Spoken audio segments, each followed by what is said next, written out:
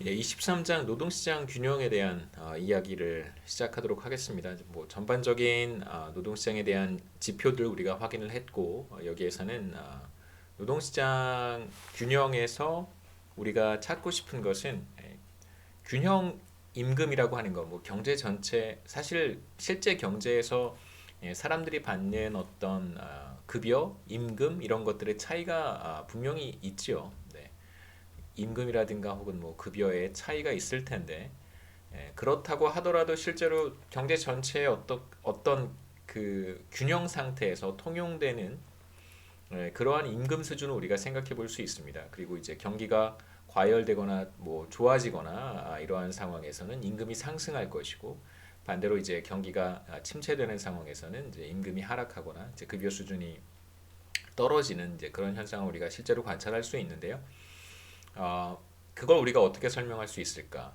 그 다음에 전반적인 어떤 고용 지표, 고용 수준이 어느 정도나 되는지 우리가 앞서 살펴봤는데 전반적인 고용 수준은 또 어떻게 결정이 되는 것인가? 두 가지를 여기에서 한번 보도록 하겠습니다. 경제 전체에 걸쳐서 어떤 전반적인 고용 수준.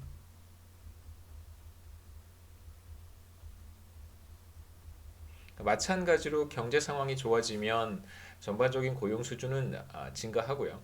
반대로 이제 경제 상황이 나빠진다면 침체라든가 혹은 뭐 다운턴에서 경기가 이제 수축되거나 위축되는 상황에서는 이제 전반적인 고용 수준이 떨어지고 실업이 늘어나는 현상이 나타나는데 여기에서 우리가 이 두 가지가 어떤 식으로 인터랙션 하는지 임금 변화와 그다음에 고용 수준의 변화가 어떻게 이제 상호작용하고 어떻게 결정이 되는지를 여기에서 보도록 하겠습니다.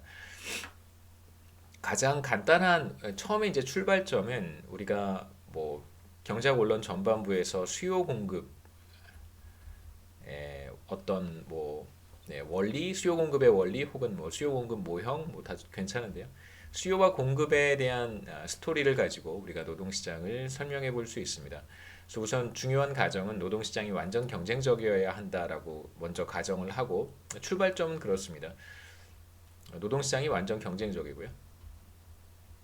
그래서 완전 경쟁적인 시장이라고 하는 것은 뭐 수요자들이나 공급자들이나 시장에 참가하는 사람들이 그 어느 누구도 시장 가격에 영향을 미치지 못하는 그러한 상태, 그러한 시장을 우리가 완전 경쟁적인 시장이라고 이야기를 합니다. 그러니까 서로 막 진짜 치열하게 경쟁하는 그런 시장을 의미하는 게 아니고요. 물론 치열하게 경쟁을 하겠죠. 하지만 우리가 경제학에서 완전 경쟁적이다라고 이야기를 할 때는 그 누구도 시장 가격에 영향력을 행사하지 못하는 그러한 시장을 가리키는 말입니다. 그런 표현입니다. 그래서 완전 경쟁적인 시장에서 노동 시장의 노동 수요 곡선과 노동 공급 곡선을 각각 살펴보고 뭐 여러분 다 공부하셨겠지만 완전 경쟁적인 시장에서의 균형이라고 하는 것은 이제 수요 곡선과 공급 곡선이 만나는 지점에서 결정이 돼요. 그래서 우리도 노동 시장에서의 균형이라고 하는 것은 노동 수요 곡선과 노동 공급 곡선이 만나는 점에서 어떠한 균형을 우리가 찾아볼 수 있습니다. 그래서 그런 이야기를 우선 먼저 하고 그 다음에 이제 노동 시장이 완전 경쟁적이지 않다면 이러한 가정을 우리가 조금씩 완화해 가는 것이죠. 노동시장이 실제로 완전 경쟁적인 측면도 있어요. 그러한 노동시장도 있고 반면에 노동시장이 비교적 불완전 경쟁적인 요소를 갖고 있는 경우도 있습니다. 그런 측면도 우리가 볼 것이고 그 다음에 이제 마지막에 가서는 임금이 쉽게 조정되지 않는 그러니까 임금이 경직적인 상황도 우리가 차례로 보겠습니다. 우선 이제 우리의 출발점은 노동시장이 완전 경쟁적이라고 보고 수요와 공급에 의해서 임금과 그러니까 웨이지와 고용 수준, 인플로이먼트가 어떻게 결정되는지 이제 살펴보는 것이 우리 첫 번째 목적이에요. 그래서 이 목적을 우리가 달성하기 위해서 노동 수요부터 시작하겠습니다. Demand for Labor예요. 노동 시장에서 누가 디맨드 사이드에 있고 누가 서플라이 사이드에 있는지를 한번 생각해 보면 서플라이 사이드에 있는 사람들이 누구냐면 실제로 노동을 공급하는 사람들이니까 일을 하는 사람들이죠. 저와 같은 사람들, 여러분과 같은 사람들. 그래서 우리가 이러한 사람들을 일반적으로 가게라고 이야기를 합니다. 가게라고 부르고요. 그래서 노동을 공급하는 주체는 바로 가게가 됩니다. 노동시장의 서플라이 사이드에는 이제 가게가 있고요. 반대로 디맨드 사이드에는 누가 있는가? 노동을 수요하는 주체가 누구인가를 생각해 보면 이제 기업들이겠죠. 뭐 다양한 형태의 기업을 우리가 생각해 볼 수 있습니다. 뭐 대규모 대기업, 중소기업, 그다음에 뭐 일반 자영업 혹은 여러 가지 형태의 기업 사업장들을 우리가 생각해 볼 수 있을 텐데 일반적으로 기업이라고 우리가 부르면 되겠죠. 그래서 서플라이 사이드에는 가게가 있고 디맨드 사이드에는 수요 측면에는 기업이 있습니다. 그래서 가게가 노동을 공급하는 주체고요. 기업이 노동을 수요하는 주체다라고 우리가 생각해 볼 수 있고, 그래서 디맨드에서 우리가 출발할 텐데 바로 이제 기업의 문제를 들여다보면 어떻게 기업이 노동을 수요하는지, 얼마만큼의 노동을 기업이 수요하는지, 투입하려고 할 것인지 우리가 볼 수 있습니다. 그래서 기업은 디맨드 사이드에 있고요. 노동시장에서 디맨드 사이드에 있고, 물론 이제 기업이 어떤 시장에서는 서플라이 사이드에 있을 수도 있고 또 어떤 시장에서는 디맨드 사이드에 있을 수 있습니다. 그래서 반드시 기업은 서플라이드 사이드, 디맨드 사이드에 있다라고 이야기하는 것이 아니라 노동시장에서는 적어도 디맨드 사이드에 있다라고 우리가 얘기할 수 있겠죠. 그러니까 물론 이제 그런 기업도 있어요. 용역회사 이런 게 있잖아요. 용역회사. 뭐 필요로 하는 이제 레이버 서비스를 제공하는 그런 이제 용역 회사들도 있는데 그런 용역 회사는 레이버 마켓에서 서플라이 사이드에 있겠죠. 또 한편으로는 동시에 디맨드 사이드에 있을 수도 있습니다.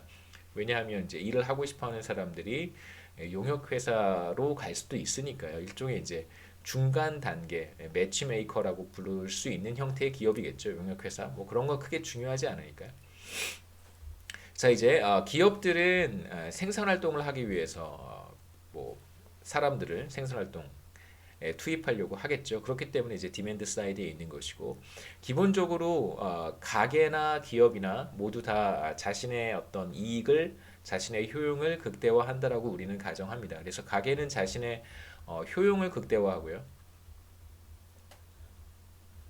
효용이라고 하는 것은 이제 소비를 통해서 얻는 것이고, 기업은 자신의 이윤을 극대화합니다. 그렇다면 이윤이 극대화되는 수준까지 노동을 투입하려고 할 거예요. 그래서 옵티마이징, 최적화를 하는 기업들은 자신의 이윤이 극대화되는 수준까지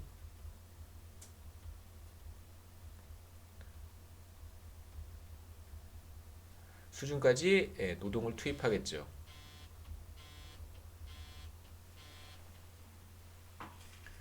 죄송합니다. 자, 그렇다면 이윤을 극대화할 수 있습니다. 자, 이제 우리가 보려고 하는 문제는 그렇다면 어떻게 해야 이윤을 극대화할 수 있을까? 이윤을 극대화하는 수준에서의 노동 투입량이라고 하는 것은 무엇일까가 이제 우리의 관심사가 될 것이고, 그러니까 얼마만큼의 노동을 투입해야 이제 기업은 자신의 이윤을 극대화할 수 있을까가 이제 우리의 질문입니다. 그래서 가장 단순한 방법은 물론 뭐 여러 가지 방식으로 우리가 이 문제를 해결해 볼 수 있는데, 가장 단순한 방법은 가장 마지막 단계에서의 의사결정을 생각해 보는 거예요. 그러니까 다시 말하면 기업이 한 사람을 더 투입했을 때 그때 추가로 얻을 수 있는 게 있겠죠. 한 사람을 투입했을 때 추가로 얻을 수 있는 거. 그 다음에 세상에 공짜는 없습니다. 한 사람을 추가로 투입했으면 그 사람에게 어떠한 비용을 지불을 해야 돼요. 그렇다면 추가로 발생하는 비용이 있겠죠. 추가로 지불해야 되는 비용. 이 두 가지를 비교하는 것이 가장 간단한 방법이고요. 가장 직관적인 방법입니다. 한 사람을 생산 활동에 추가로 투입을 합니다. 그러면 추가로 얻을 수 있는 게 있겠죠. 이걸 우리가 뭐라고 부르냐면 여기에서는 이제 한계 수입이라고 부르는데요. 추가로 얻을 수 있는 추가적인 수입, marginal revenue고요. 한계 수입. 그 다음에 이제 추가로 지불하는 비용이 있어요. 예를 들면 이제 웨이지 같은 것들을 추가로 지불해야겠죠. 예를 들면 그래서 이걸 우리가 마지널 코스트 한계 비용이라고 부릅니다. 그래서 아주 쉬운 접근 방법은 이런 거예요.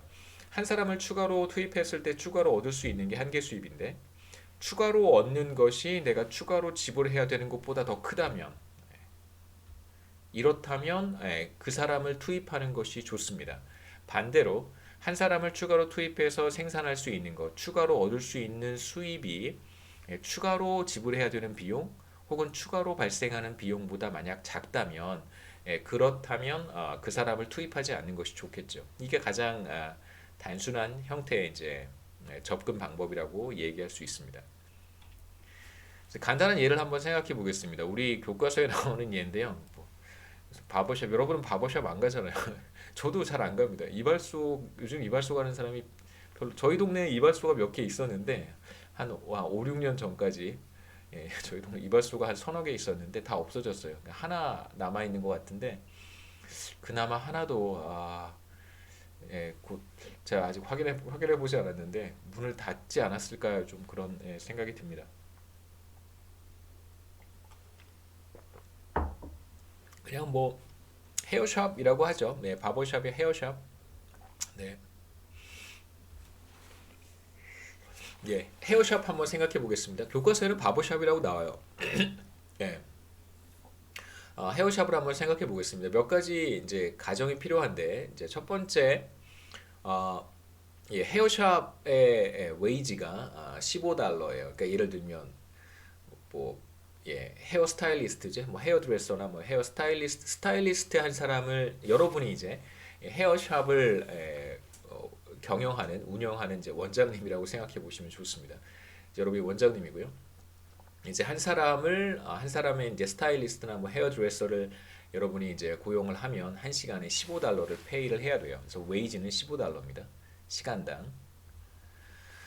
첫 번째 우리 가정이고요. 두 번째 이제 몇 가지 우리가 생각해 봐야 되는 것은 이제 여러분이 원장님이니까 첫 번째 스타일리스트를 여러분이 고용을 하면 그 사람은 한 시간당 $25를 버는 거예요. 그러니까 여러분들에게 한 시간에 $25의 수입을 가져다 줍니다. 그래서 수입은 시간당 $25예요. 그러니까 한 사람의 스타일리스트가 있으면 보통 헤어샵이 조금 비지할 수 있겠죠. 기다리는 사람들도 좀 있을 거고 이제 한 사람의 스타일리스트가 또 여러 그 이제 손님들을 이렇게 머리하러 오신 분들을 이렇게 해 봐줘야 되니까 뭐 좀 분주할 수도 있겠지만 뭐 여하튼 시간당 한 $25의 수입을 얻을 수 있어요. 원장님 입장에서는 기다리는 손님들이 자꾸 많아진다면 그러면 이제 스타일리스트를 한 명 더 고용하는 선택을 할 수도 있습니다. 그래서 두 번째 스타일리스트를 고용할 경우에는 이때 시간당 수입은 $20가 발생해요. 그러니까 이제 왜 첫 번째 스타일리스트는 $25의 수입이 발생하지만 두 번째 스타일리스트는 시간당 $20밖에 발생하지 않는가? 그러니까 간단하게 생각해 보시면 됩니다. 우리 교과서에서도 뭐 자세한 설명이 나오긴 하는데 교과서 읽어보는 것도 좋고요. 왜 두 번째 스타일리스트의 경우, 그러니까 헤어샵의 스타일리스트가 이제 두 사람만 있을 경우에 이야기겠죠. 두 사람이 있을 경우에는 이 두 번째 사람이 발생하는 그 원장님한테 안겨주는 수입은 시간당 $20예요. 아주 단순합니다. 왜냐하면 여러분도 헤어샵에 가보시면 항상 바쁜 게 아니잖아요. 두 사람의 스타일리스트가 있는 헤어샵에 한번 가보시면 그런 경험이 있으시면 두 사람이 동시에 일을 하고 있는 경우도 물론 있지만 뭐 바쁜 시간대가 있겠죠. 그렇지만 두 사람이 모두 항상 두 사람이 일을 하고 있는 것은 아니에요. 한 사람만 일을 하고 이제 한 사람은 뭐 쉬고 있는 경우도 있고 어떨 때는 두 사람 모두 다 일을 하지 않고 있는 경우도 있습니다. 그렇기 때문에 한 사람은 대체로 근무 시간 동안 계속 일을 해야 되는 경우가 있을 거예요. 스타일리스트가 한 사람인 경우에는. 하지만 두 사람인 경우에는 번갈아 가면서 쉬는 경우들도 많이 있겠죠. 그렇기 때문에 두 번째 스타일리스트를 고용했을 때는 한 사람의 스타일리스트만 있을 때만큼 수입이 발생하진 않을 거예요. 그래서 우리가 두 번째 스타일리스트를 고용했을 때 이 두 번째 스타일리스트는 시간당 $20의 수입을 가져다 줄 것이다, 발생할 것이다, 이렇게 우리가 얘기해 볼 수 있어요. 근데 여기서 중요한 것은 첫 번째 스타일리스트가 있고 두 번째 스타일리스트가 정해져 있는 것은 아닙니다. 이게 무슨 의미냐면요. 첫 번째 스타일리스트는 이렇게 생겼어요. 어떻게 그려볼까요? 네. 제가 말씀드리고 싶은 것은 첫 번째 스타일리스트와 두 번째 스타일리스트가 구분되지 않는다는 거예요. 첫 번째 스타일리스트는 이렇게 생겼고요. 두 번째 스타일리스트는 이렇게 생겼다고 한번 해보죠. 그러니까 첫 번째 스타일리스트는 25달러, 시간당 25달러를 벌고 두 번째 스타일리스트는 시간당 20달러를 번다. 첫 번째 이 사람은 25달러를 벌고 이 사람은 20달러를 번다는 뜻이 아니에요. 그러니까 두 번째 스타일리스트를 고용하게 되면 그 두 번째는 이 사람이 될 수도 있고 이 사람이 될 수도 있습니다. 그건 중요하지 않은 거예요. 왜냐하면 말씀드렸듯이 스타일리스트가 두 명이 되면 한 사람은 계속해서 일을 할 수도 있고 두 사람이 다 계속해서 일을 할 수도 있고 한 사람은 번갈아 가면서 쉴 수도 있어요. 그렇기 때문에 두 번째 스타일리스트가 오면 그때부터는 그 두 번째 스타일리스트가 그러니까 먼저 온 스타일리스트가 두 번째 스타일리스트가 될 수도 있는 거예요. 그건 중요하지 않습니다. 그렇기 때문에 두 번째 스타일리스트는 시간당 20달러의 수입을 가져다 준다 이렇게 생각하시면 되고요. 이제 같은 로직으로 세 번째 스타일리스트를 하이어하게 되면 고용하게 되면 그때는 수입이 더 떨어지겠죠. 왜냐하면 헤어샵이 항상 비지한 것은 아니기 때문에 그래서 세 번째 스타일리스트는 시간당 10달러를 번다 이렇게 가정해 볼 수 있습니다. 그래서 스타일리스트를 추가로 채용할 때마다 하이어할 때마다 그 스타일리스트가 벌어들이는 수입 혹은 세 명 중에 누구라도 상관없습니다.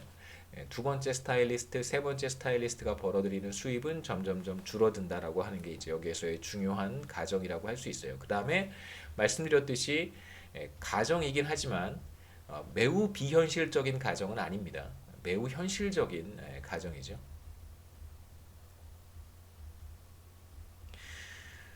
자, 그래서 첫 번째 스타일리스트를 그러니까 한 사람만 채용했을 경우에는 처음에 25달러를 버는 거죠. 25달러를 법니다.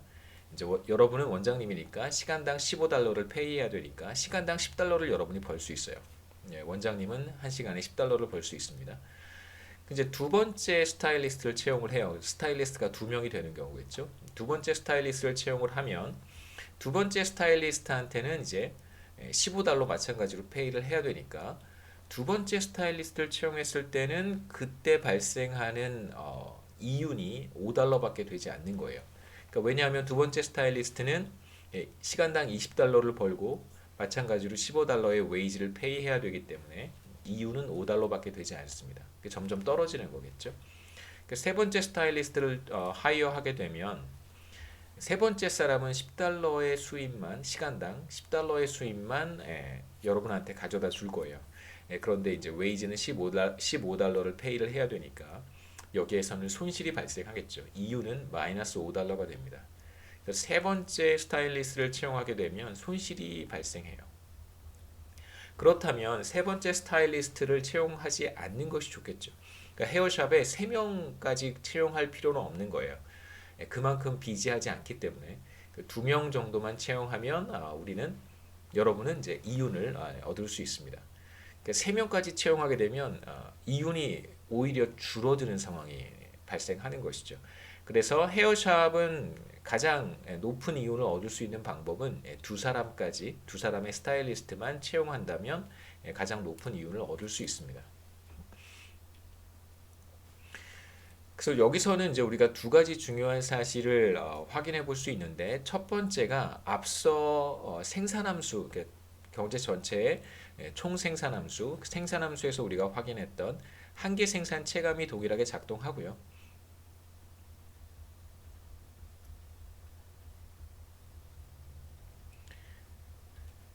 체감이 동일하게 작동합니다. 다시 말씀드리면 스타일리스트를 한 명 더 채용하면 그때 추가적으로 발생하는 수입은 점점 감소한다는 거예요.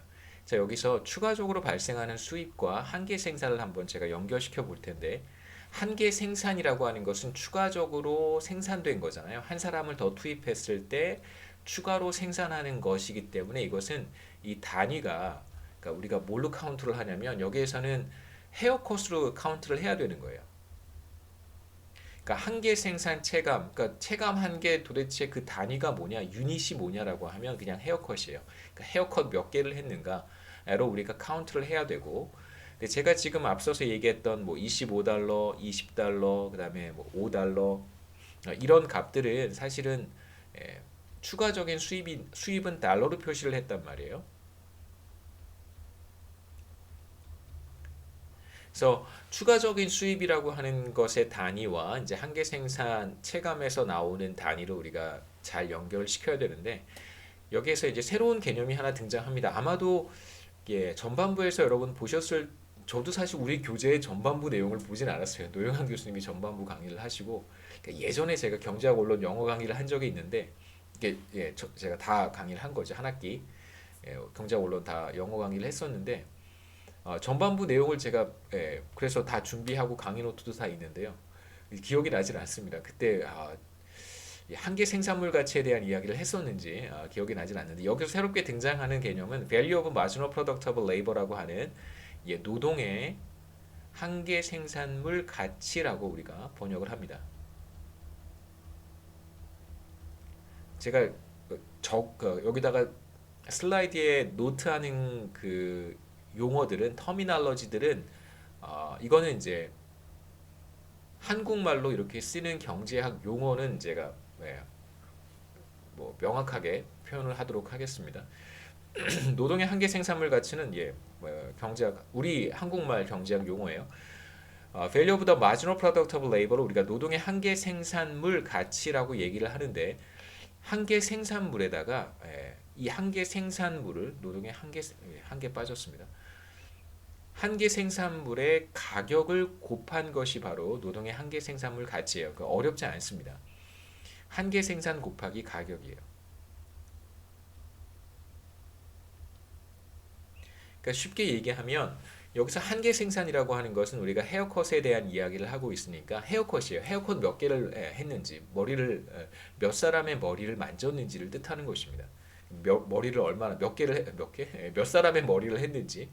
그래서 한계 생산은 헤어컷의 개수 괜찮죠? 네, 좀 어색한데 헤어컷 예, 몇 개 헤어컷, 몇 사람의 헤어컷 좀 어렵습니다. 헤어컷의 단위가 뭐죠? 예, 하여튼 예, 몇 개의 헤어컷을 했는가가 한계 생산이고, 그러니까 추가적으로 투입된 스타일리스트가 몇 개의 헤어컷을 했는지가 바로 한계 생산이고, 그 다음에 이제 뭐 여러분 헤어샵에 가시면 다양한 그 서비스가 있기 때문에 가격을 통일하기가 좀 쉽지는 않죠.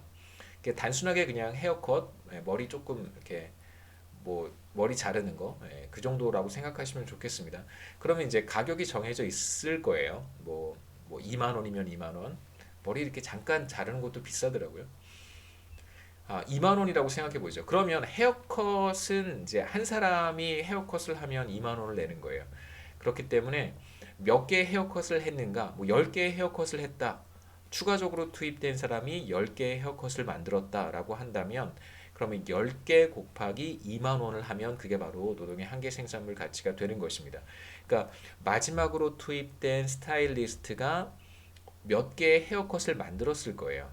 그게 바로 한계 생산이고, 거기에다가 헤어컷 하나의 가격이 뭐 2만 원이다라고 하면 2만 원을 곱하면 그게 바로 노동의 한계 생산물 가치가 됩니다. 그래서 추가적인 수입이라고 하는 것이 바로 노동의 한계 생산물 가치를 의미하는 것이고요.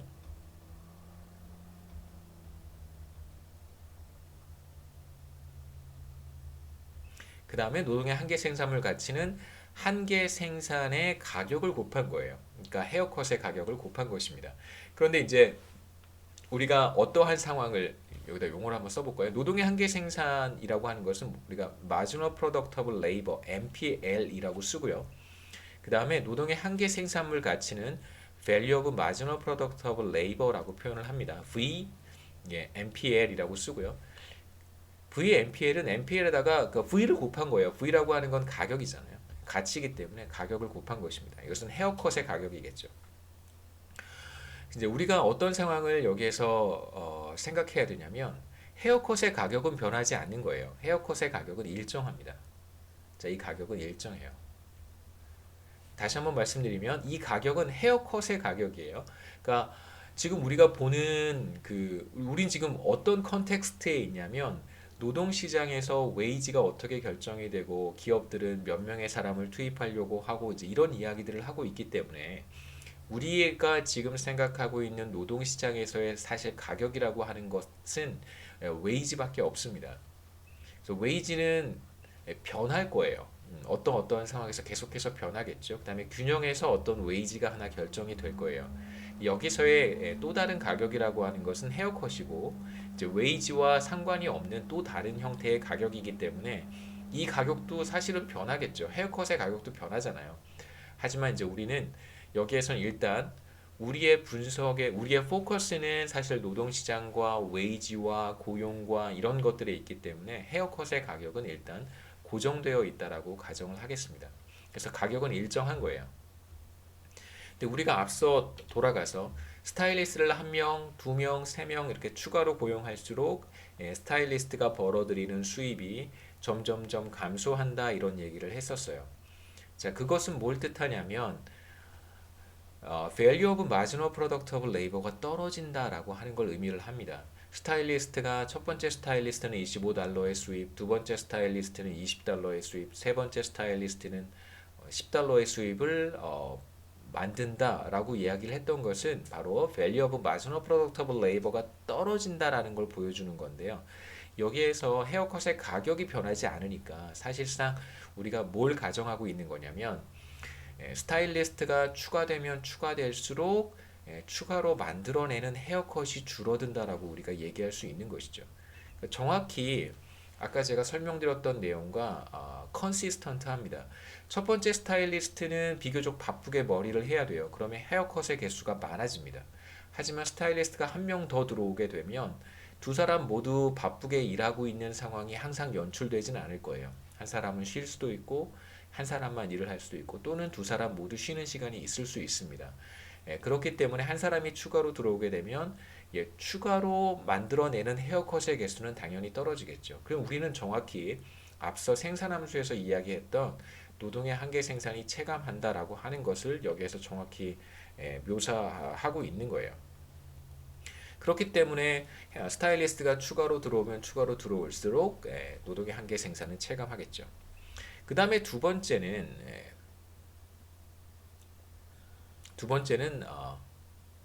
자, 이런 내용입니다.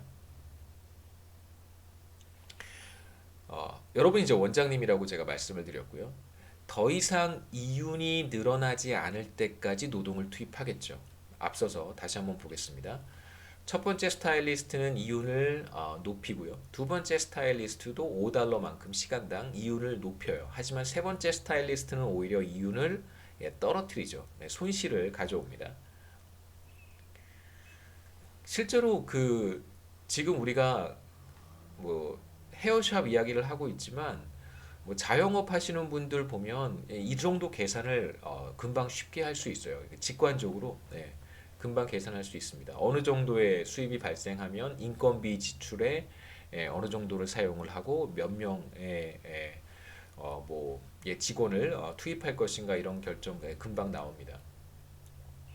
뭐 예를 들면 여러분 백종원 씨 아시죠? 백종원 대표죠. 백종원 대표님 이런 분들은 그 식당 하나 운영하는 거 아마 금방 나올 거예요. 그러니까 몇 음식 그릇 식사 몇 그릇 만들어야 되고 그 다음에 이제 손님들 대충 몇 명 오고 그러면 테이블의 개수는 몇 개 정도 돼야 되고 그 다음에 부엌에서 일하는 사람 키친에서 일하는 사람은 몇 명이어야 되고 뭐 그 다음에 서빙하는 이제 뭐 웨이터는 몇 명이어야 되고 이런 거 금방 나올 거예요.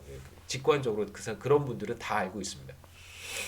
우리도 마찬가지의 개념인 거예요. 사실 우리는 저도 그렇지만 여러분도 그렇고 이러한 어떤 이제 사업체를 운영해 본 경험이라든가 노하우가 없기 때문에 사실 이러한 문제를 굉장히 테크니컬하게 풀어가야 된다고 생각할 수 있겠지만 조금의 경험이 있는 사람이라면 그리고 백종원 대표 같은 분이라면 이건 그냥 다 나오는 거예요. 그냥 이렇게 들여다보면 몇 명 투입해야 되는지 다 나오는 거예요. 굉장히 심플한 문제라고 볼 수 있습니다. 경험이 조금만 있는 사람이라고 한다면 그 다음에 어떤 그 경제학적인 백그라운드 그다음에 이제 비즈니스 마인드만 조금 있으면 이런 문제는 사실 아무것도 아니에요. 이렇게 테크니컬하게 접근하는 건 우리가 잘 몰라서 그런 것일 뿐입니다. 이건 뭐 다 직관적으로 아는 내용들이에요. 그래서 이윤을 늘릴 수 있을 때까지만 노동을 투입하려고 하겠죠. 더 이상 이윤이 늘어나지 않는다면 그렇다면 예, 스타일리스트를 투입할 이유가 전혀 없습니다. 그래서 마지노 프로덕트, 밸류 오브 마지노 프로덕트 레버가 비용보다 클 때까지 스타일리스트를 투입하겠죠. 다시 한번 생각해 보겠습니다. 25달러, 첫 번째 스타일리스트는 25달러를 벌고요. 웨이지로 15달러를 페이해야 됩니다. 두 번째 스타일리스트는 20달러를 벌고 웨이지로 15달러를 페이하고요. 세 번째 스타일리스트는 10달러를 벌고 웨이지로 15달러를 페이해야 돼요. 그러니까 이쪽이 바로 밸류 오브 마지노 프로덕트 오브 레이버고요. 이쪽이 바로 웨이지예요.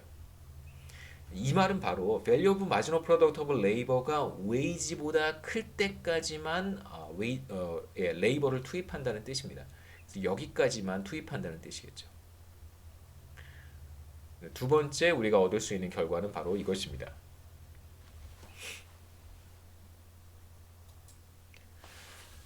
밸류 오브 마지널 프로덕트 오브 레이버를 이제 그림으로 한번 표현해 볼 수 있는데 한번 보겠습니다. 지금 보고 계시는 그림이 이제 우리 밸류 오브 마지널 프로덕트 오브 레이버를 그림으로 그려 놓은 건데요. 가로축에 여기에 해당하는 변수가 바로 스타일리스트의 숫자고요. 몇 명의 스타일리스트를 투입하는가.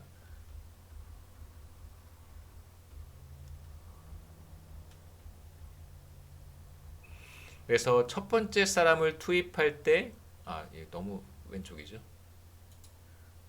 우리 이그젬플 그대로 한번 묘사해 본다면 첫 번째 스타일리스트를 투입했을 때 추가로 얻는 시간당 수입이 바로 25달러였고요. 이쪽이 25달러라는 거죠. 그 다음에 두 번째 스타일리스트를 투입했을 때 두 번째 스타일리스트가 추가로 발생하는 수입이 바로 시간당 20달러였고 그 다음에 이제 세 번째 스타일리스트를 투입하면 세 번째 스타일리스트가 추가로 발생하는 수입은 10달러였었어요.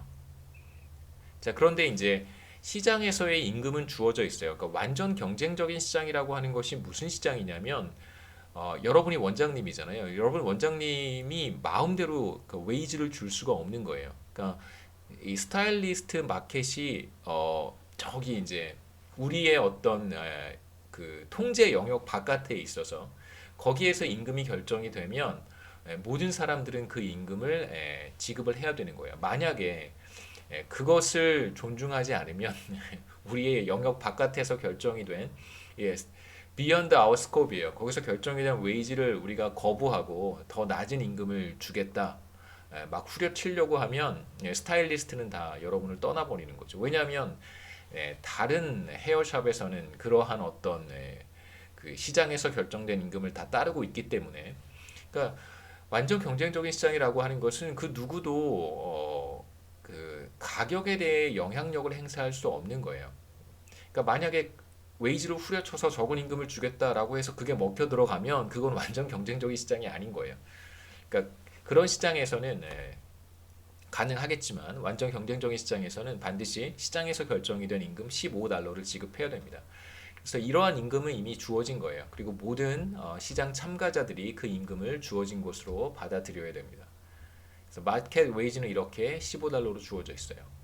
자, 그러면 첫 번째 사람을 하이어했을 때는 이만큼의 이윤이 발생하겠죠. 25달러 마이너스 웨이지 15달러만큼의 이윤이 발생하고 두 번째 스타일리스트를 하이어했을 때는 5달러만큼의 이윤이 발생합니다. 그 다음에 세 번째 스타일리스트를 채용했을 때는 오히려 손실이 발생하겠죠. 그러면 이제 뭐 정확히 웨이지와 한계 생산물 가치 곡선, value of marginal product of labor 커브가 만나는 점에서 뭐 의사결정이 이루어지지는 않겠지만 적어도 여기까지 두 사람을 하이어하는 게 이제 최선이다라고 얘기할 수 있겠죠. 여기서 이제 여러분 주목하셔야 되는 것은 value of marginal product of labor 곡선은 노동의 한계 생산물 가치 곡선이라고 하는 곡선은 노동의 한계 생산이 체감하기 때문에 반드시 우하향하도록 그려야 됩니다. 그러니까 노동 투입량을 늘리면 늘릴수록 추가로 생산할 수 있는 헤어컷은 점점 줄어들잖아요. 그렇기 때문에 노동의 한계 생산물 가치 곡선이라고 하는 Value of Marginal Productable Labor도 이렇게 우하향하게 그려야 됩니다. 그래서 여기에서 간단하게 정리를 했는데요. 만약에 보시죠. 만약에 최적 수준보다 적은 노동을 투입하고 있다면 여기서 최적 수준은 optimal quantity겠죠. 우리 이그젬플을 조금 지우고 이제 일반적으로 한번 제가 설명해 보겠습니다. 헤어샵에서 벗어나서 일반화 시켜보죠.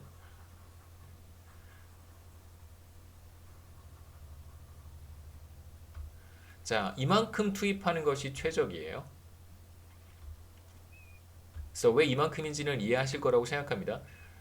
시장 임금은 주어져 있고 시장 임금과 노동의 한계 생산물 가치 곡선이 만나는 이 점까지 투입하는 것이 최선이겠죠. 이제 우리 이그젬플에서는 정확히 여기가 맞아떨어지지는 않으니까 우리는 이제 여기까지 투입하는 것이 최선이었는데 이 두 곡선이 웨이지와 노동의 한계 생산물 가치 곡선이 만나는 점까지 투입하는 것이 최선입니다. 이제 왜 그런지 한번 생각해 보죠. 여기가 이제 optimal quantity인데 최종 노동 투입량이겠죠. 우리는 지금 노동 시장에서 레이버 마켓에서 디맨드 사이드를 보고 있습니다. 그래서 제가 투입량이라는 표현을 쓰는 거예요. 투입하는 주체가 바로 기업이니까. 최종 노동 투입량보다 이거 우리가 편의상 에스타라고 그냥 최종 노동 투입량보다 적은 사람을 투입하고 있다라고 한번 해보죠. 적은 레이버를 투입하고 있다.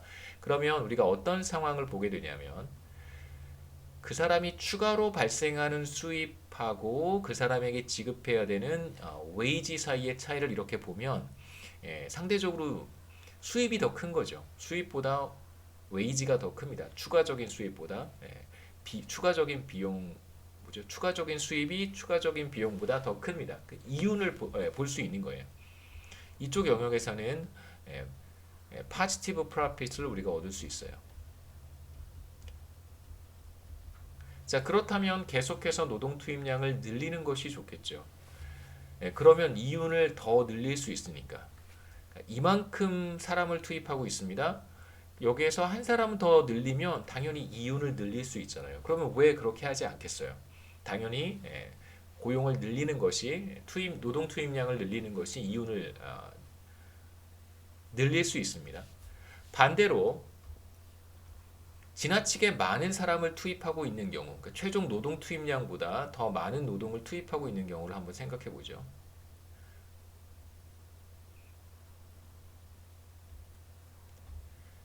자, 이만큼의 노동을 투입하고 있습니다. 그럼 그때 추가적으로 발생하는 수입은 이만큼이고요. 그 다음에 여러분이 지불해야 되는 비용은 이만큼이에요. 그래서 추가적인 수입보다 추가적인 비용이 더 크죠.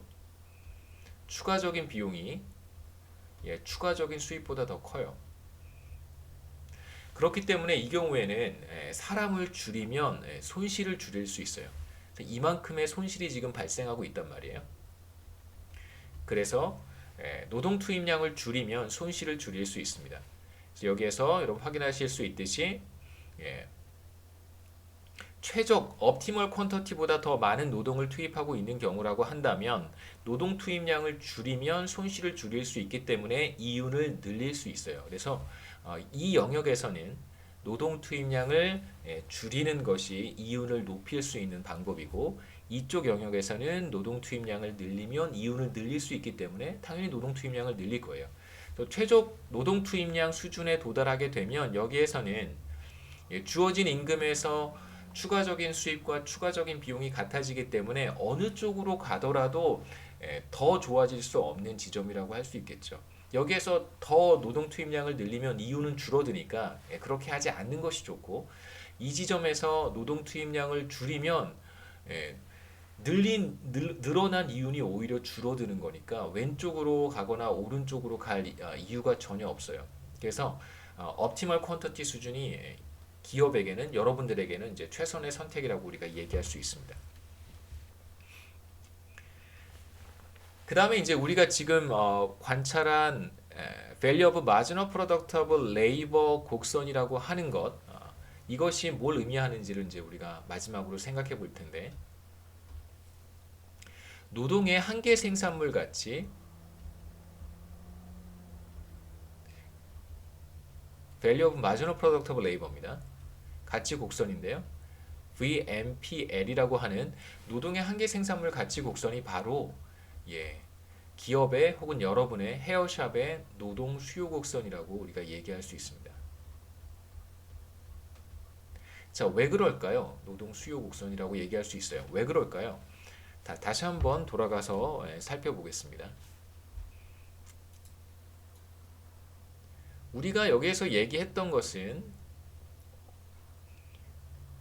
시장에서의 임금이 주어졌을 때 몇 명의 스타일리스트를 투입하는 것이 최선인지를 여기서 살펴봤어요. 그 최선이 되는 점은 바로 마켓 웨이지와 노동의 한계 생산물 수입 곡선이 이제 만나는 점이 될 것이고, 이제 우리는 왜 Value of Marginal Product of Labor Curve가 노동 수요 곡선이 될 수 있는지를 생각해 봐야 됩니다. 자, 이 곡선을 보기 전에 먼저 하나를 생각해 보시죠. 간단하게. 경제학원론 전반부에서 여러분 이런 내용을 배우셨을 거예요. 보셨을 거예요. 자, 이렇게 제가 그냥 어떤 수요 곡선, 커피에 대한 수요 곡선을 한번 그려보겠습니다. 라떼 수요 곡선이에요. 라떼. 라떼에 대한 수요 곡선을 제가 그렸습니다.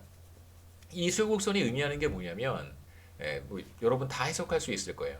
가격이 이만큼일 때는 사람들이 라떼를 이만큼 마시지만, 가격이 이렇게 올라가면 사람들이 라떼를 적게 마시려고 하겠죠. 당연히 비싸니까 적게 마실 거예요. 라떼 시장에서 라떼 가격이 올라가게 되면 라떼에 대한 수요량은 떨어지고, 라떼 가격이 떨어지면 라떼에 대한 수요량은 늘어날 거예요. 이게 바로 수요 곡선이 보여주는 것입니다. 그런데 지금 Value of Marginal Product of Labor Curve는 수요 곡선하고 되게 비슷하게 생겼어요. 자, 이제 이렇게 생각해 보는 거예요. 노동시장에서 여러분 라떼를 마시는데 라떼 가격을 이렇게 보고 마실지 안 마실지를 결정할 때만 라떼 가격을 생각하지, 라떼 가격이 어떻게 결정이 되는지는 별로 생각하지 않습니다. 마찬가지예요. 마켓 웨이지가 어떻게 결정이 되는지는 헤어샵 원장님은 별 관심이 없어요. 그냥 헤어샵 원장님은 스타일리스트의 시간당 임금이 얼마인지에만 관심이 있는 거예요. 자, 이제 스타일리스트의 시간당 임금이 잘 안 지워지네요.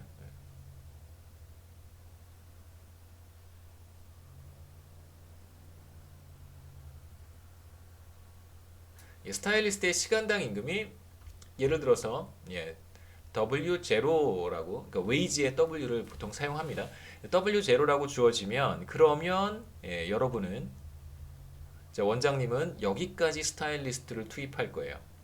라떼라고 생각하시면 돼요. 라떼 가격이 W0라면 라떼를 이만큼 마시는 거죠. 그렇죠? 그래서 스타일리스트의 시간당 임금이 W0라고 하면 스타일리스트를 여기까지 투입할 것이고, 만약에 스타일리스트의 임금이 올랐어요. W1으로 올랐다. 시간당 임금이 올랐습니다. 그러면 라떼 가격이 올라가면 라떼를 적게 마시는 것처럼 여러분은 스타일리스트의 시간당 임금이 올라가면 당연히 스타일리스트를 적게 투입하려고 하겠죠. 그래서 투입하는 스타일리스트의 숫자가 줄어들 것이고, 반대로 시간당 임금이 떨어지면 W2로 하락한다면 스타일리스트를 이만큼까지 투입할 거예요. 스타일리스트의 고용량은 늘어날 거예요.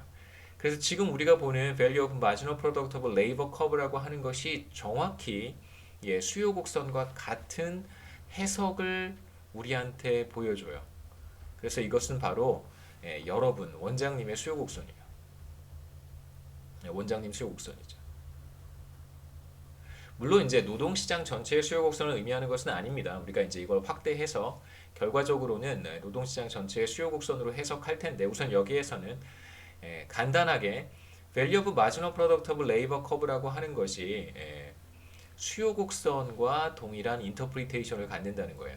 자, 웨이지가 떨어지면 왜 스타일리스트를 그만큼 더 많이 고용하려고 하는지를 생각해 보겠습니다.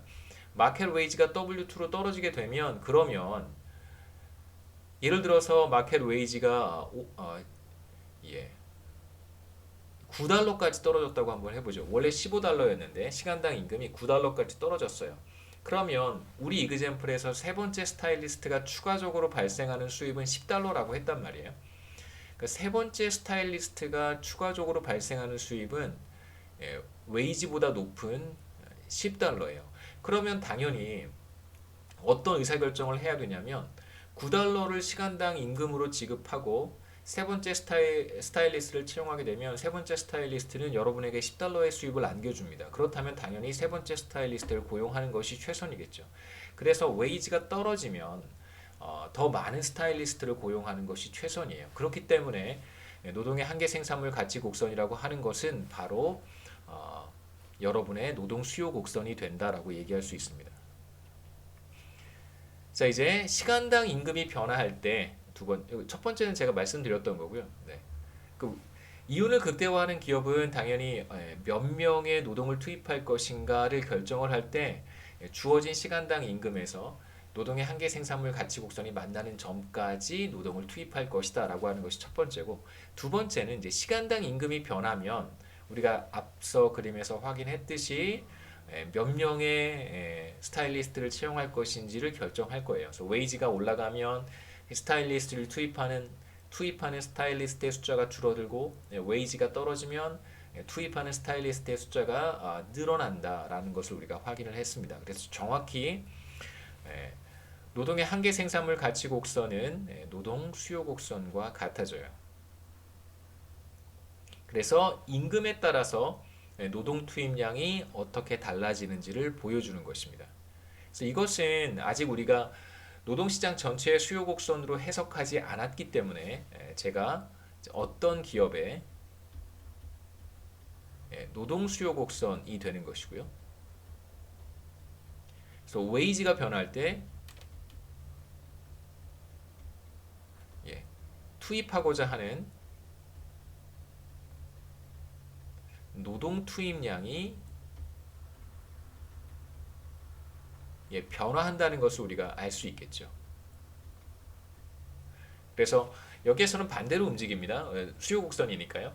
가격이 비싸면 라떼를 적게 마시고, 가격이 떨어지면 라떼를 많이 마시는 거와 마찬가지로 W가 상승하면 노동 투입량은 줄어들고 W가 하락하면 노동 투입량이 늘어난다라고 하는 이제 네거티브 릴레이션십을 우리가 정확히 얻어낼 수 있습니다. 그 다음에 이제 우리가 어떤 상황에서 노동 수요 곡선이 이동하는지를 생각해 봐야 되는데, 노동 수요 곡선은 다시 정리해 보면 이것은 노동의 한계 생산물 가치 곡선이에요. Value of Marginal Product of Labor입니다. 그래서 이것은 헤어컷의 가격, 그러니까 투입된 노동이 일반적으로 얘기하면 이제 헤어샵 스토리에서 벗어나서 일반적으로 얘기하게 되면 투입된 노동이 생산하는 어떤 생산물이 있을 거예요. 그것이 뭐 커피숍이라고 한다면 커피를 추가적으로 투입된 노동이 생산하는 것이 커피고요.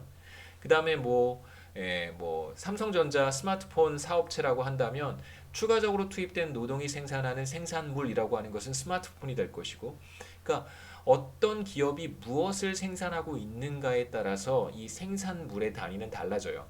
그래서 가격 곱하기 노동의 한계 생산인데, 이 MPL은 바로 그 회사가, 그 기업이 무엇을 생산하고 있는가라고 하는 생산물의 단위고요. 그 다음에 여기서의 가격은 바로 이 생산물의 가격을 의미하는 거예요. 생산된 재화의 단위 가격을 의미하는 것입니다. 그래서 Value of Marginal Product of Labor는 기본적으로 생산된 재화의 단위 가격 곱하기 노동의 한계 생산이라고 생각하시면 돼요. 그래서 우리는 헤어컷의 가격이 머리 한 번 자르는데 2만 원 이렇게 우리가 가정했던 것처럼, 그 다음에 이제 노동의 한계 생산이라고 하는 것은 많은 헤어 스타일리스트가 투입된다고 하더라도 생산량이 일정한 건 아니잖아요. 찾아오는 손님이 계속해서 늘어나지 않는 한은 스타일리스트가 추가로 투입되면 투입될수록 추가로 만들어낼 수 있는 헤어컷은 점점점 떨어질 테니까요.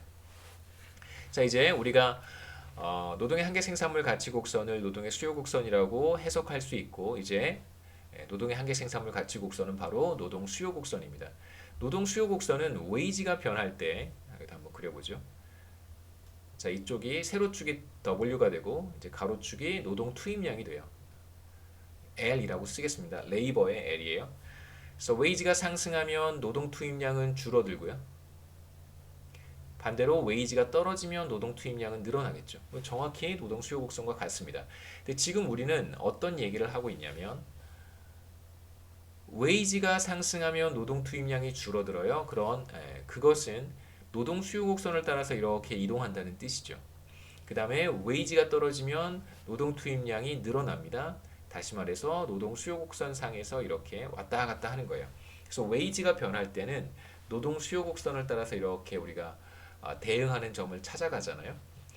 커피 가격이 상승하면 커피를 얼마나 마실 것인가는 우리가 수요 곡선을 따라가면서 커피가 몇 잔 줄어들고 가격이 상승하면 그 다음에 가격이 떨어지면 커피가 몇 잔 늘어나는가를 계산할 때는 찾아볼 때는 수요 곡선을 따라서 이렇게 읽습니다. 지금 우리가 정확히 그걸 하고 있는 거예요. 자, 그런데 웨이지가 아닌 혹은 뭐 가격이 아닌 다른 요소가 변하게 되면 수요 곡선 자체가 이동할 수 있습니다. 자, 이제 웨이지가 변화할 때는 수요 곡선을 따라서 우리가 수요량의 변화, 그러니까 노동 투입량의 변화를 읽지만, 그러니까 수요 곡선에서 수요량이라고 하는 것은 노동 수요 곡선에서는 노동 투입량이라고 여러분 읽으시면 돼요. 다른 것들이 변한다면, 그러니까 웨이지가 아닌 다른 것들이 변한다면 이제 노동 수요 곡선, 레이버 디맨드 커브 자체가 이제 이동하게 됩니다. 자, 이러한 요소에는 어떤 것들이 있을까? 크게 이제 네 가지로 우리가 생각해 볼 수 있는데요. 첫 번째가 아웃풋 프라이스의 변화. 이 아웃풋 프라이스가 바로 뭘 의미하냐면 바로 이거예요. 헤어컷의 가격. 헤어컷의 가격 혹은 투입된 노동이 생산해내는 재화 혹은 서비스의 가격을 의미합니다. 그러니까 웨이지가 아닌 것이죠. 투입된 노동이 생산해내는 가격. 만약에 이제 제가 경제학 강의에 투입이 된 노동이잖아요. 제가 레이버입니다. 그러면 제가 생산해낸 것은 이제 렉처라고 하는 서비스예요. 혹은 뭐 저는 강의 이외에도 또 리서치도 하니까 렉처나 혹은 리서치 아웃풋이라고 하는 것을 만들어낸단 말이에요. 그렇다면 저의 한계 생산물 가치는 뭐냐면 렉처의 가격을 곱해야 돼요. 한 시간에 렉처를 이런 걸 만들어내는 거잖아요. 곱하기 가격을 하는 겁니다. 그런데 이제 렉처의 가격이 높아졌다면 혹은 렉처의 가격이 떨어졌다면 헤어컷의 가격이 올랐다면 헤어컷의 가격이 떨어졌다면 그렇다면 노동 수요 곡선 자체가 이제 변할 것이라는 거고요. 두 번째는 바로 생산된 재화와 서비스에 대한 수요가 변할 때 이건 이제 우리 헤어샵의 스토리에서 보면 머리를 하러 오는 사람들이 전보다 더 많아졌을 때, 머리를 하러 오는 사람들이 전보다 더 줄어들었을 때를 뜻하는 것입니다. 그러니까 헤어샵에 대한 디맨드가 줄어들 때, 헤어샵에 대한 디맨드가 늘어날 때를 의미하는 것이겠죠. 세 번째는 기술 변화, 네 번째는 투입되는 투입 요소의 가격 변화예요. 투입 요소 가격 변화. 그러니까 네 번째는 그러니까 최근에는 어떤 이제 전반적인 경제 상황의 변화가 코로나 바이러스 정도라고 얘기하기에는 너무나 큰 충격이긴 합니다만, 그러니까 특별히 지금 뭐 어떤 뭐 원자재 가격이 크게 변한다던가 뭐 이제 이러한 이제 충격은 따로 같이 오지는 않습니다만, 지금 같이 오고 있는 충격 중에 하나가 이제 뭐 주택 가격 상승과 같은 충격이 오고 있죠. 만약에 이제 이런 주택 가격 상승이라든가 부동산 가격 상승이 임대료 상승으로 연결된다면, 그러니까 지금 임대료도 계속 상승하고 있다고 한다면, 뭐 반드시 그런 것은 아닙니다. 지금 상황은. 그러면 이제 헤어샵 입장에서 원장님 입장에서는 이 임대료도 내야 되잖아요. 헤어샵 임대료도 내야 됩니다. 그게 바로 이제 인풋 프라이스라고 할 수 있겠죠. 그런 요인들도 우리가 생각해 볼 수 있습니다. 하나씩 한번 생각해 보죠. 아웃풋 프라이스의 변화, 다시 말하면 이제 헤어컷의 가격의 변화.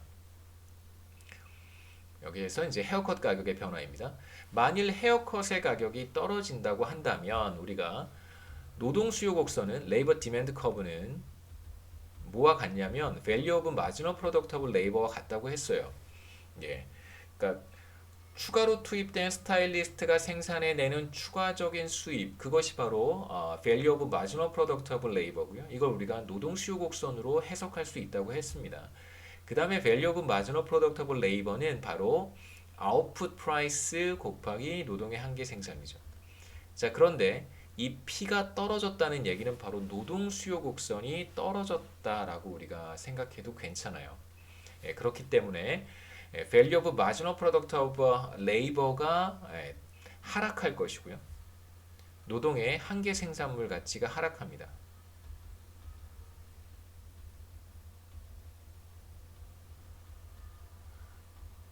이게 무슨 뜻이냐면 예를 들어서 아까 두 번째 스타일리스트가 투입되면 모두 $20어치의 수입이 발생한다라고 제가 우리 이그젬플에서 봤었는데요. 만약에 헤어컷의 가격이 떨어지면 더 이상 이게 $20가 아니라, 그러니까 두 번째 투입된 스타일리스트가 똑같이 뭐 한 10사람의 머리를 만졌어요. 너무 많나요? 한 시간에 만질 수 있는 머리가 많지 않아요. 한 시간에 3사람의 머리를 만졌습니다. 자, 그런데 그게 헤어컷의 가격이 변하지 않았을 때는 $20만큼의 수입을 얻었는데, 이제 헤어컷의 가격이 떨어지면 더 이상 이게 $20가 아니라 한 시간에 만진 머리는 동일한데 이게 이제 예를 들면 뭐 $15로 떨어지는 거죠. 그럼 추가적인 수입이 떨어지는 것이고, 결국은 다른 건 사실 변한 건 없어요. 웨이지가 변한 것도 아니고 뭐 다른 요소가 변한 것도 아닙니다. 다만 이제 헤어컷의 가격이 떨어진다면 그래서 어떤 변화가 나타날까? 당연히 노동의 한계 생산물 가치가 떨어지게 되고요. 그림에서 한번 보시면 다음 슬라이드에서, 자, 이게 노동 수요 곡선이란 말이에요. 자, 이런 상황에서 노동의 한계 생산물 가치가 떨어진다면, 자, 이렇게 생각해 보실 수 있습니다. 첫 번째 스타일리스트는 $25의 수입을 만들어냈고요. 두 번째 스타일리스트는 $20의 수입을 만들어요. 그러니까 세 번째 스타일리스트는 우리 $10의 수입을 만든다고 했습니다. 그런데 이제 이건 $25, $20, $10는 헤어컷 가격을 곱한 거잖아요. 한 시간에 만진 머리 곱하기 가격이에요. 그런데 가격이 떨어진다면 이 가격이 다 떨어질 거예요. 뭐 예를 들면 $20로 떨어지고, 이거는 $15로 떨어질 것이고, 이건 뭐 예를 들면 뭐 $7로 떨어진다고 한번 해보죠. 그러면 Value of Marginal Product of Labor라고 하는 것은 이렇게 떨어지겠죠. 25에서 20달러로, $20에서 $15로 떨어지고, $10에서 $7로 떨어지고. 자, 그래서 아웃풋 프라이스가 하락하게 되면 Value of Marginal Product of Labor 커브는 이렇게 아래쪽으로 이동하게 돼요. 그래서 정확히 이제 이런 형태의 그림을 갖게 되는 것이죠. 그러면 웨이지가 전과 동일할 때, 자, 웨이지가 전과 동일할 때 어떠한 변화가 나타나냐면, 여기까지 노동을 투입했었는데 이제 노동 투입은 이렇게 줄어들 거예요. 우리는 아직 여기까지는 가진 않겠습니다만, 우선 아웃풋 프라이스가 떨어지게 되면 Value of Marginal Product of Labor가 하락하고요. 그것은 곧 레이버 디맨드 커브가 아래쪽으로 혹은 왼쪽으로 이동했다. 이거 왼쪽으로, 여기서는 사실 아래쪽으로 이동한 건데 왼쪽으로 이동했다 그래도 괜찮습니다. 틀린 말이 아니에요. 왼쪽으로 이동했다 혹은 아래쪽으로 이동했다라고 우리가 얘기할 수 있겠죠. 자, 그래서 레이버 디맨드 커브가 왼쪽으로 혹은 아래쪽으로 shift downward라고 표현해도 괜찮습니다. 레이버 디맨드 커브가 아래쪽으로 혹은 왼쪽으로 이동합니다. 두 번째는 디맨드의 변화예요. 그러니까 헤어컷에 대한 디맨드. 아웃풋 굿이 바로 여기서는 헤어컷이잖아요. 뭐 혹은 서비스가 헤어컷이기 때문에 머리를 하러 오는 사람들의 숫자가 만약에 줄어든다면, 헤어컷의 디맨드가 줄어든다면 어떻게 될까? 사람들의 숫자가 줄어드는 거죠. 그러니까 뭐 여러분이 운영하는 헤어샵에 찾아오는 손님들이 전보다 많이 줄어들었습니다. 그렇다면 당연히 뭐 스타일리스트가 그냥 헤어샵에 앉아 있는 시간이 그러니까 머리를 만지지 않고 앉아 있는 시간이 점점 더 늘어날 거고요. 자, 그렇게 된다면 당연히 노동의 한계 생산은 떨어질 거예요. 지금 여기에서는 P가 변하지 않았는데 당연히 그냥 찾아오는 사람들이 전부 다 줄어들었기 때문에 NPL이 하락하는 상황이라고 생각하시면 됩니다. 그러니까 한 사람이 추가로 투입이 되었을 때 만질 수 있는 머리의 숫자, 뭐 여하튼 그게 이제 전부 다 줄어드는 거죠. 손님들이 줄어들었기 때문에. 그럼 똑같이 value of marginal product of labor가 밑으로 내려갈 것이고 이것은 labor demand curve가 아래쪽으로 혹은 왼쪽으로 이동하는 것과 같은 현상이 나타납니다. 세 번째는 테크놀로지인데요. 기술의 변화. 여기서 이제 기술 진보라고 여러분 보통 번역하시면 됩니다. Technological progress는 기술 진보예요. 기술 발전, 기술 진보.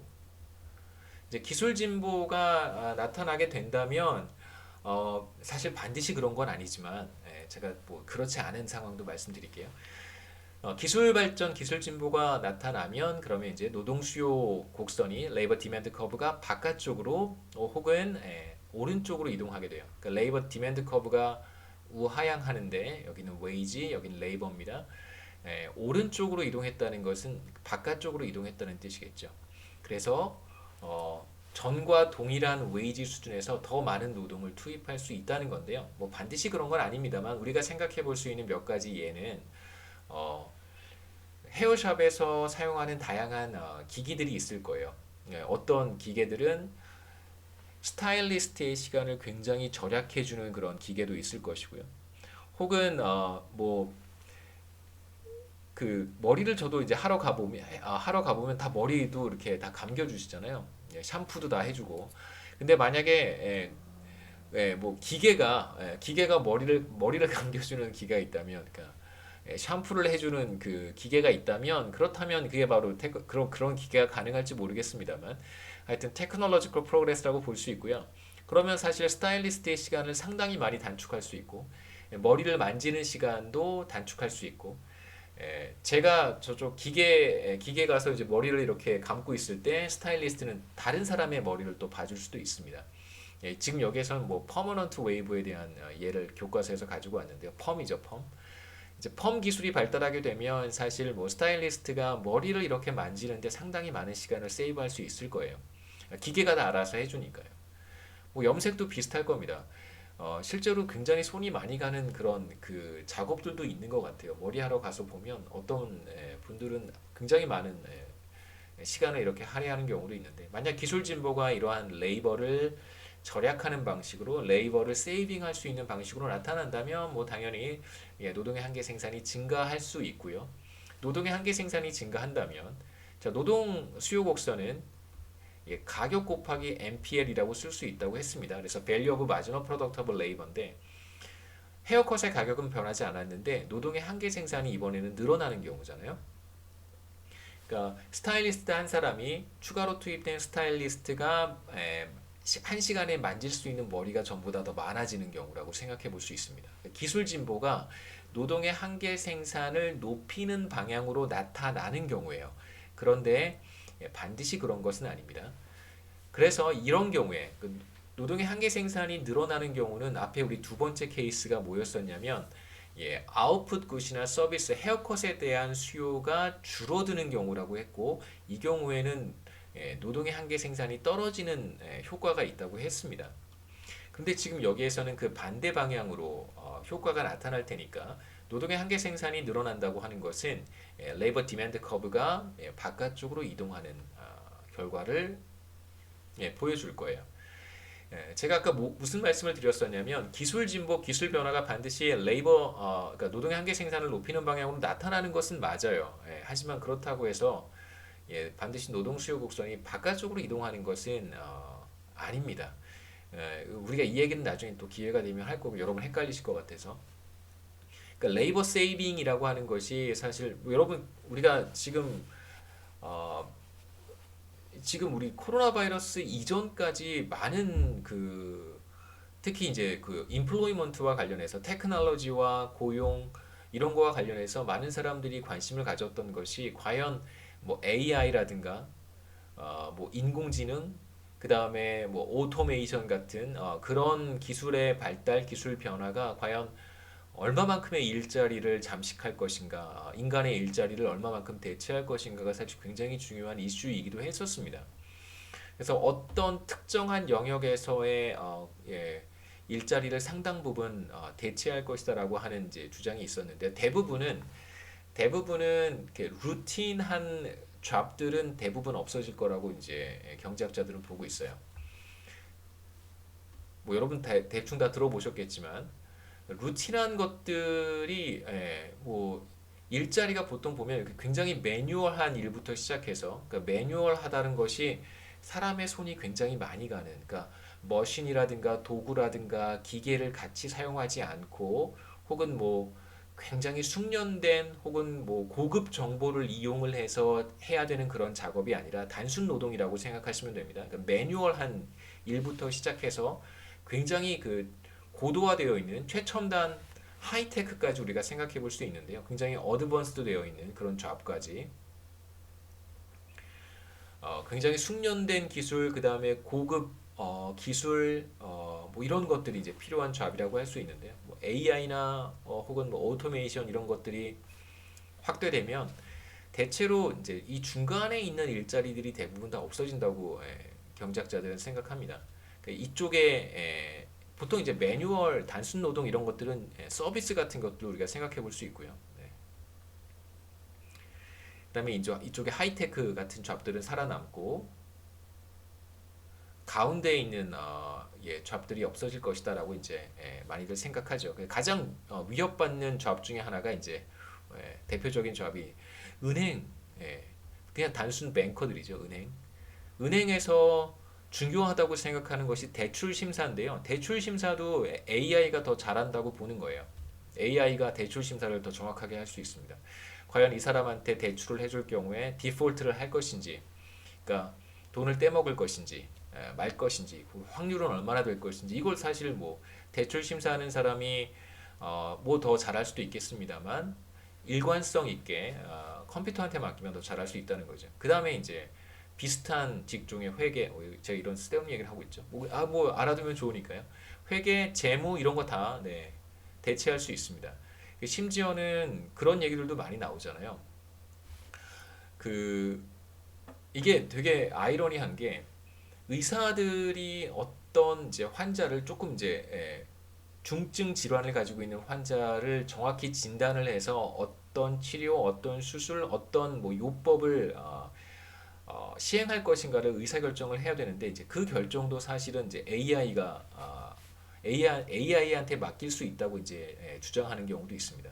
그러니까 컴퓨터에는 굉장히 많은 정보들이 들어가 있잖아요. 그러니까 여러 가지 학술 논문들, 사이언스나 네이처라든가 혹은 다양한 의학, 메디컬 저널에 들어가 있는 다양한 정보들을 컴퓨터는 다 알고 있습니다. 그럼 이제 환자의 어떤 그 질환이라든가 이런 부분들을 스캔을 해서 데이터에 입력을 하면 이제 컴퓨터가 최적의 어떤 뭐 치료 혹은 수술 방법 이런 것들을 이제 찾아내서 어드바이스를 하는 거예요. 그럼 이제 의사가 그것을 채택할지 말지는 사실 의사의 고유 권한이 되겠지만 뭐 AI가 추천한 방법을 채택을 해서 수술 집도하는 것은 사실 뭐 컴퓨터가 하는 건 불가능하니까요.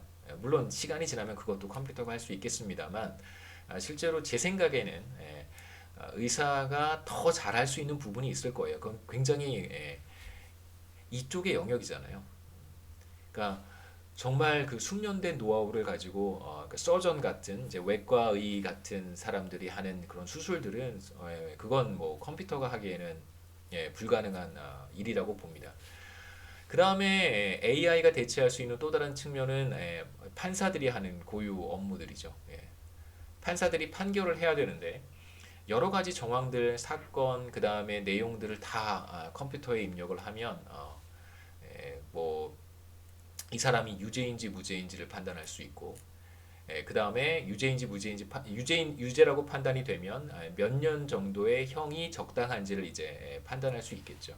그거 사실 이제 우리가 형량에 대한 논란도 굉장히 많잖아요. 어떤 범죄에 대해서 어떻게 형량이 뭐 5년밖에 되지 않느냐, 혹은 10년밖에 되지 않느냐, 혹은 뭐 2년 정도의 형량밖에 되지 않느냐 이런 비판이 굉장히 많은데 이런 판결 같은 경우에도 이제 컴퓨터에 맡긴다면 사실 굉장히 일관성 있는 판결을 우리가 얻을 수도 있을 거예요. 물론 그런 세상이 올 것 같지는 않지만 왜냐하면 그러니까 저지라고 하는 그 업무의 영역은 그건 인간 사회에서 굉장히 중요한 역할을 하는 거잖아요. 그뭐 판사가 다 그냥 다 아시겠지만 무슨 뭐 유죄 무죄를 판결하고 기계적으로 뭐 형량이 5년, 10년 이렇게 결정하는 그런 사람이 사실 판사가 아니잖아요. 판사라고 하는 것은 우리 사회 공동체에서 다 아시겠지만 공동체에서 인간 사이에 발생하는 여러 가지 갈등과 충돌과 어떤 이해 상충 이런 것들을 이제 조정해가는 굉장히 중요한 그런 업무를 관장하는 사람을 우리가 판사라고 하는 것이죠. 그 다음에 어떤 사회적으로 격리를 해야 되거나 어떤 뭐 그 불미스러운 행위를 저지른 사람들을 우리가 어떻게 격리할 것인지를 결정을 하고 그 결정에 있어서 굉장히 영향력을 행사할 수 있는 그런 사람들, 전문적 지식을 가지고 있는 사람들, 함께 조율해 갈 수 있는 어떤 역할을 하는 사람들이기 때문에 그 판사라든가 혹은 우리가 생각하는 그뭐 종교인, 그렇죠? 종교인들, 뭐 신부님들이나 목사님들이나 혹은 뭐 스님들이나 이런 분들이 뭐 어떻게 대체될 수 있겠습니까? 인간 사회에서 중요한 역할이기 때문에 뭐 그런 주장들이 사실 많이 있었는데 어떻게 될지 모르겠어요. 지금 우리가 살고 있는 상황, 세상은 훨씬 더 빠른 속도로 테크놀로지가 발달해 가고 있는 것 같습니다. 2020년 들어서는 그러한 속도가 더 가팔라지는 더 가속화된다는 느낌도 좀 들고요. 네 번째는 이제 인프 프라이스의 변화입니다. 경제학 언론은 이런 얘기하는 게 사실 더 좋은 것 같아서 말씀드렸고요. 뭐 개인적으로 관심 있는 분야이기도 한데 뭐 데이터 분석을 해야죠 우리가 그렇죠. 그래야 더 의미 있는 얘기를 할 수 있을 것 같고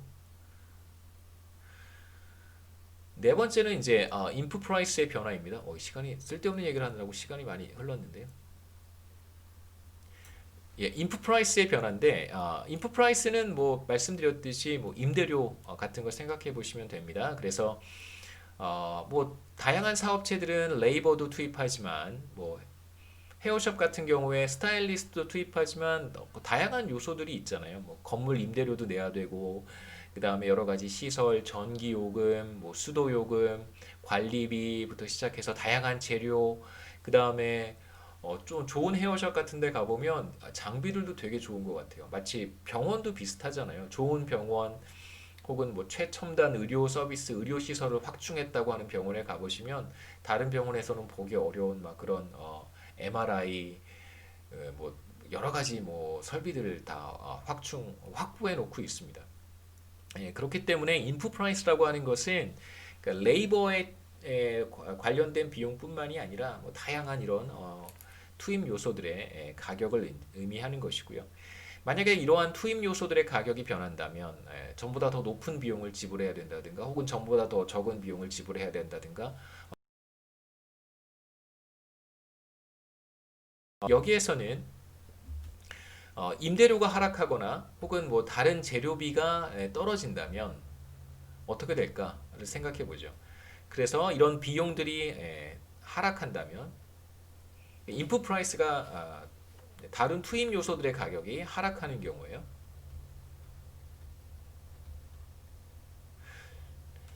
하락한다면 그렇다면 다른 투입 요소들을 더 많이 구입할 수 있을 것이고 그렇다면 어떤 변화가 나타날까요?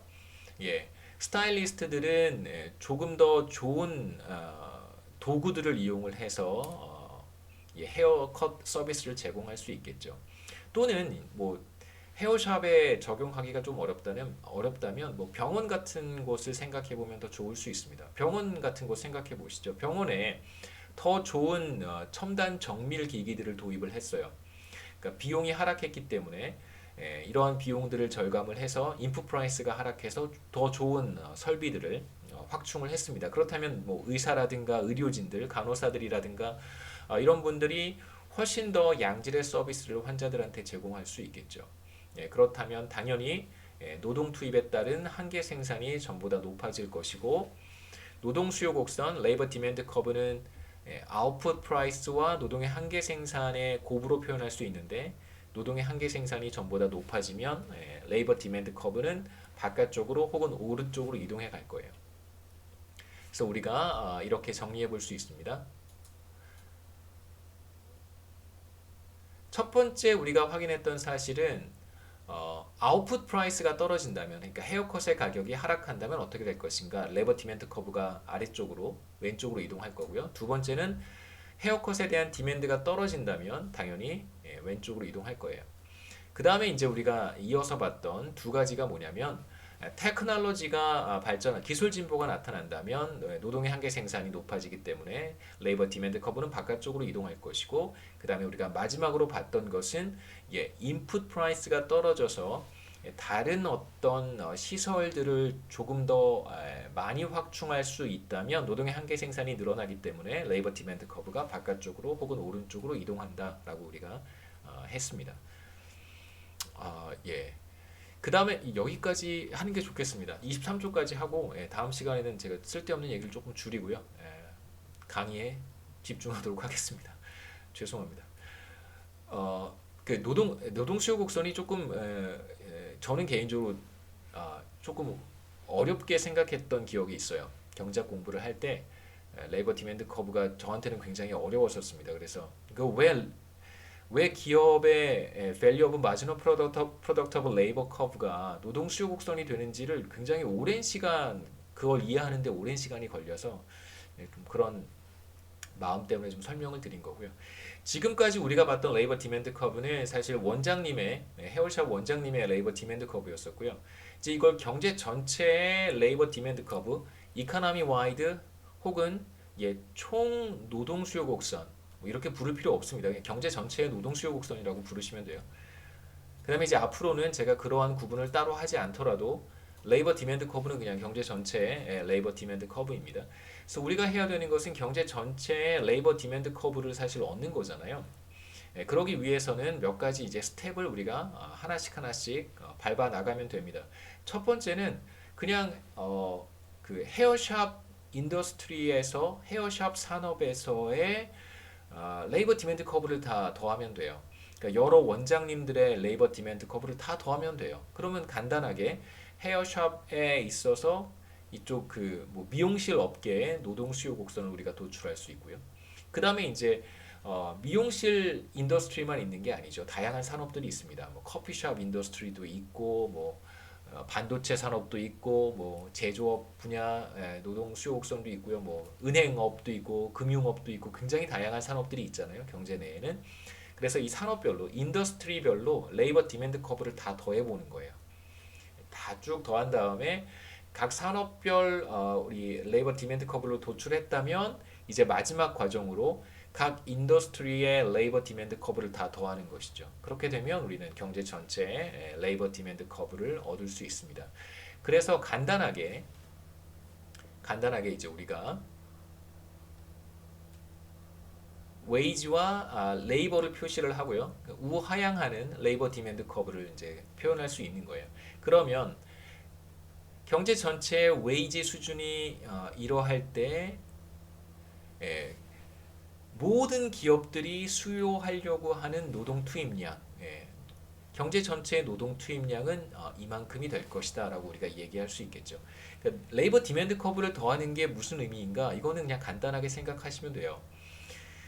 인더스트리별로, 그러니까 미용실 업계에서의 노동 수요 곡선을 어떻게 우리가 얻는가? 첫 번째 원장님의 노동 수요 곡선, 레이버 디맨드 커브가 이렇게 있고, 두 번째 원장님의 레이버 디맨드 커브가 이렇게 있을 수 있잖아요. 이 둘을 그냥 더하면 됩니다. 어떻게 더하냐면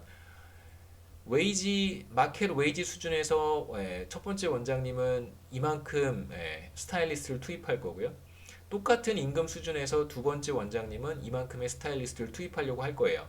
그럼 이게 만약에 3명이고 이게 만약에 2명이라고 한다면 이 두 원장님의 레이버 디맨드 커브를 더했다는 것은 이렇게 표현하면 됩니다. 주어진 임금 수준에서 5명이 되는 거잖아요.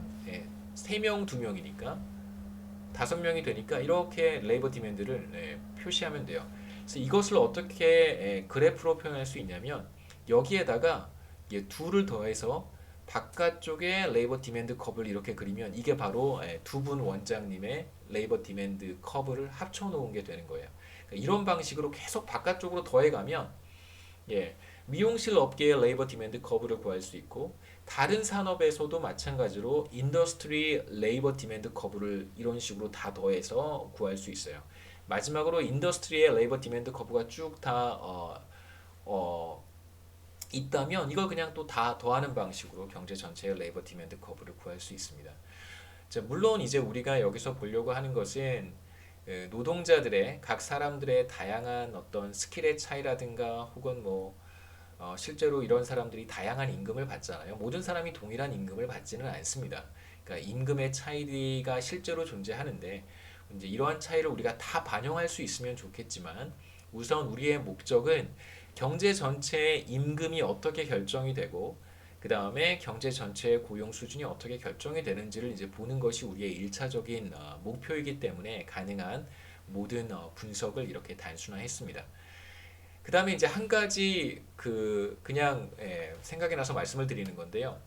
경제 전체의 고용 수준은 고용 지표가 존재하기 때문에 우리가 크게 뭐 사람마다 어떤 스킬의 차이, 교육 수준의 차이를 뭐 크게 고려할 필요가 없다고 생각할 수 있지만 실제로 임금 차이는 존재하잖아요. 예, 임금 차이는 있습니다. 그러니까 최저임금을 받는 사람도 있고 그보다 훨씬 더 높은 임금을 받는 사람도 있고요. 그 다음에 막 상여금을 엄청나게 많이 받는 뭐 삼성전자 직원들, 임직원들도 있습니다. 이러한 차이를 우리가 어떻게 설명해야 될까? 실제로 데이터를 보면 그 제조업 평균 임금이라고 하는 그런 데이터가 존재해요. 그러니까 실제로 그 통계 지표 중에서 평균 임금이 얼마나 되는가를 이제 보여주는 지표도 있습니다. 그래서 이렇게 생각하시면 좋겠어요. 실제로 데이터에서 관찰되는 wage라고 하는 것이 있고요. 그게 바로 W겠죠. 그 다음에 실제로 데이터에서 관찰되는 고용 수준, 우리가 앞서 23장 초반에서 봤던 고용 지표가 있습니다. 우리가 하려고 하는 것은 23장에서 이 데이터에서 관찰되는 어떤 임금 수준, 제조업 근로자들의 뭐 시간당 임금이 얼마인가 혹은 뭐 월급이 얼마인가에 대한 데이터가 있습니다. 이 데이터와 이제 고용 지표 사이에 어떠한 관계가 있는지, 이 둘이 어떤 식으로 결정이 되는지를 23장에서 한번 살펴보는 것이다라고 생각하셨으면 좋겠습니다. 그래서 다음 부분은 레이버 서플라이인데요. 레이버 서플라이는 다음 시간에 이어서 하도록 하겠습니다.